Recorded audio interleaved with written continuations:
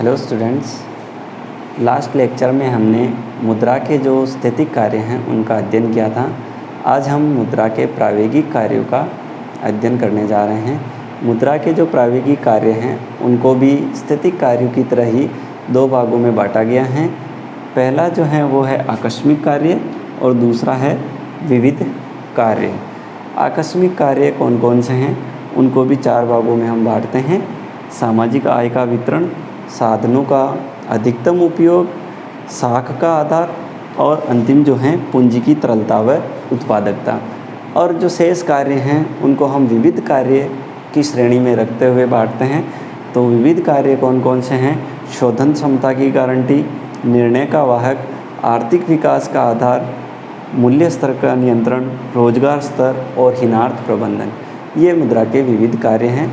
आज जो है हम इन सभी कार्यों का विस्तार से अध्ययन करने जा रहे हैं।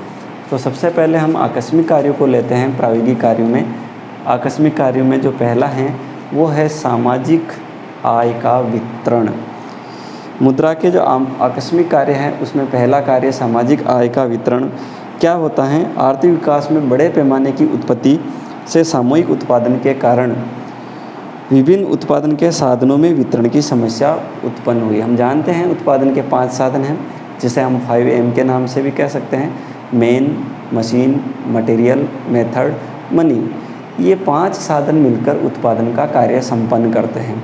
अब उत्पादन होने के बाद उसका जो मूल्य प्राप्त होता है उसको वितरण करने से या उसका विक्रय करने से जो हमें मूल्य प्राप्त होता है वह मूल्य संपूर्ण मूल्य किसी एक साधन का न होकर उत्पत्ति में जिन जिन साधनों का सहयोग रहा है उन सभी साधनों को उनके अनुपात में वितरित किया जाता है। तो अब आजकल जो है बड़े पैमाने पर उत्पादन किया जाता है और उत्पत्ति के साधन हैं उनका सामूहिक रूप से बड़े पैमाने पर प्रयोग किया जाता है। तो उनके भुगतान में समस्या आती है। उनका जो अनुपात है उस अनुपात को निर्धारित करने और उसके पश्चात उस अनुपात में ही उनको भुगतान करने में समस्या उत्पन्न होती हैं। इसलिए मुद्रा जो हैं इस कार्य को अत्यंत आसान बना देती हैं। उत्पादन को मूल्य में अंकन करके उत्पादन के साधनों का उनके योगदान के अनुपात में उनको भुगतान किया जा सकता है। साथ ही विनिमय के माध्यम से प्रत्येक साधन को मुद्रा के रूप में भुगतान होता है। इस प्रकार मुद्रा द्वारा ही राष्ट्रीय आय की गणना की जाती है और मुद्रा द्वारा ही उत्पत्ति के साधनों का मूल्य निर्धारण तथा इसमें वितरण किया जाता है। तो इस प्रकार सामाजिक आय का वितरण करने का कार्य जो है वो मुद्रा द्वारा आसान हो जाता है। आकस्मिक कार्य में दूसरा कार्य है साधनों का अधिकतम उपयोग। मुद्रा के द्वारा जो है साधनों का जो अधिकतम उपयोग संभव होता है। मुद्रा के उपभोग से ही हम साधन जो हैं उनका मैक्सिमम यूटिलाइजेशन कर सकते हैं, क्योंकि समस्त साधनों का जो भुगतान है वो मुद्रा के रूप में किया जाएगा। इसलिए साधनों की जो गतिशीलता है उसमें भी अत्यंत वृद्धि होती है मुद्रा के कारण। एक साधन कहीं पर भी जाकर अपना मूल्य या उसके योगदान के अनुपात में जो उसका मूल्य है वो प्राप्त कर सकता है। फिर अगला जो कार्य है आकस्मिक कार्य में वो है साख का आधार। हम जानते हैं कि आधुनिक अर्थव्यवस्था है वो साख पर टिकी हुई है। औद्योगिक जगत में साख का बहुत ही महत्व है। बैंकिंग तथा वित्तीय संस्थाओं की स्थापना का जो आधार है वो भी पूर्णतया साख ही है। उधार देने और लेने इन दोनों प्रक्रियाओं के कारण ही आज हमारी बैंकिंग और नॉन बैंकिंग जो फाइनेंशियल इंस्टीट्यूशंस हैं वो चलायमान हैं।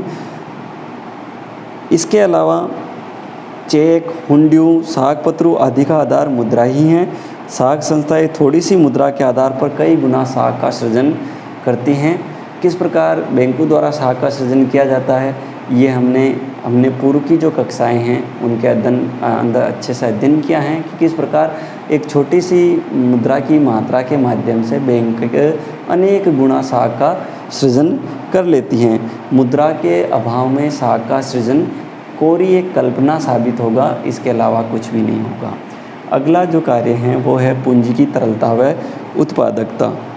मुद्रा तो पूंजी का तरलतम रूप है, परंतु साथ साथ ये पूंजी एवं संपत्ति को आधिकारिक तरल रूप प्रदान करने में भी समर्थ हैं। कभी भी संपत्ति को बेचकर मुद्रा के रूप में रूपांतरित किया जा सकता है और उसे कम उत्पादक कार्य से निकालकर अधिक उत्पादन कार्य में भी हम भेज सकते हैं। प्रोफेसर किन्स ने 3 कारणों से मुद्रा की तरलता को महत्व दिया और वो 3 कार्य कौन कौन से हैं? सबसे पहले दैनिक लेन देन का उद्देश्य, दूसरा सावधानी एवं एहतियात उद्देश्य, और तीसरा और सबसे महत्वपूर्ण जो है वो है सट्टा उद्देश्य, जिसमें व्यक्ति अधिकाधिक धनार्जन करना चाहता है। इन तीनों कार्यों से मुद्रा की तरलता जो है होती है।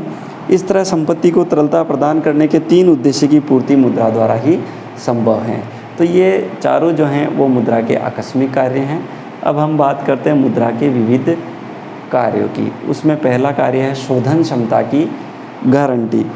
मुद्रा द्वारा ऋणी अपने दायित्व को चुकता कर अपनी शोधन क्षमता बनाए रख सकता है। जो क्रेडिट हैं बोरोवर की, वो पूर्णतया मुद्रा और उसके भुगतान समय पर भुगतान पर निर्भर करती हैं।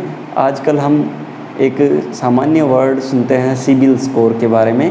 तो सिबिल स्कोर क्या होता है कि वो एक शोधन क्षमता का ही आपका एक सूचक है कि आप कितना जल्दी अपने ऋणों का भुगतान, कितना समय पर, कितनी सजगता से आप अपने ऋणों का भुगतान करते हैं, उसी से आपका सिबिल स्कोर बैंक निर्धारित करते हैं और उस सिबिल स्कोर के आधार पर ही आपकी शोधन क्षमता जो है वो निर्धारित होती हैं। तो मुद्रा जो हैं आपके शोधन क्षमता की गारंटी हैं, या आधुनिक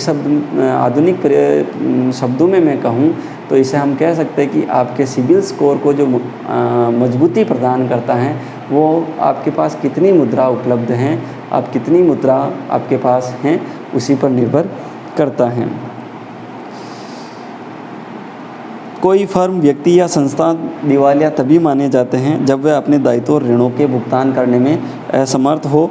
इसी कारण प्रत्येक व्यक्ति, फर्म, संस्थान अपनी शोधन क्षमता को बनाए रखने के लिए कुछ संपत्ति को मुद्रा के रूप में रखती हैं ताकि भावी भुगतानों को समय पर चुकाया जा सके। फिर अगला जो कार्य है मुद्रा का वो है निर्णय का वाहक। मुद्रा की सर्वग्राह्यता तथा संग्रह शक्ति के कारण व्यक्ति मनचाहे ढंग से, मनचाहे स्थान, समय और परिस्थिति में मुद्रा के उपयोग करने का अधिकार प्राप्त करता है। मुद्रा के कारण व्यक्ति अपनी इच्छानुकूल वस्तु प्राप्त करने में प्राय हर समय समर्थ होगा। आधुनिक अर्थव्यवस्था में वित्तीय निर्णय करने में भी मुद्रा की महत्वपूर्ण भूमिका रहती है। तो किसी भी प्रकार का निर्णय है वो मुद्रा के आधार पर ही लिया जाता है। अगला जो कार्य है वो है आर्थिक विकास का आधार। मुद्रा पूंजी की तरलता एवं उत्पादकता में वृद्धि द्वारा आर्थिक विकास का मार्ग प्रशस्त करता है। अगला कार्य है मुद्रा का वो है मूल्य स्तर पर नियंत्रण।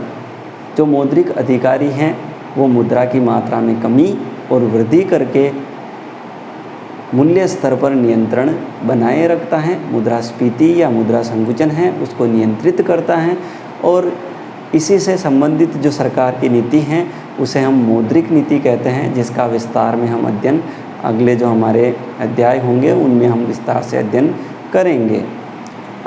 अगला जो कार्य है रोजगार स्तर, रोजगार का सृजन।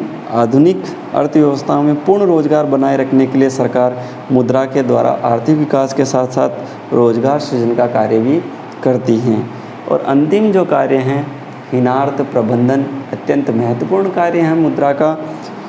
आधुनिक युग में अल्प विकसित एवं विकासशील अर्थव्यवस्था में जहां पूंजी निर्माण का अभाव पाया जाता है वहां सरकारें आर्थिक विकास के लिए वित्तीय स्रोत जुटाने हेतु घाटे के बजट बनाकर उस व्यय की पूर्ति नोट छापकर, प्रिंटिंग ऑफ नोट्स द्वारा करती हैं। इस व्यवस्था को जो है हम हीनार्थ प्रबंधन या डिफिसिट फाइनेंसिंग कहते हैं। इस प्रकार हीनार्थ प्रबंधन द्वारा मुद्रा की पूर्ति से आर्थिक विकास की व्यवस्था सुनिश्चित की जाती हैं।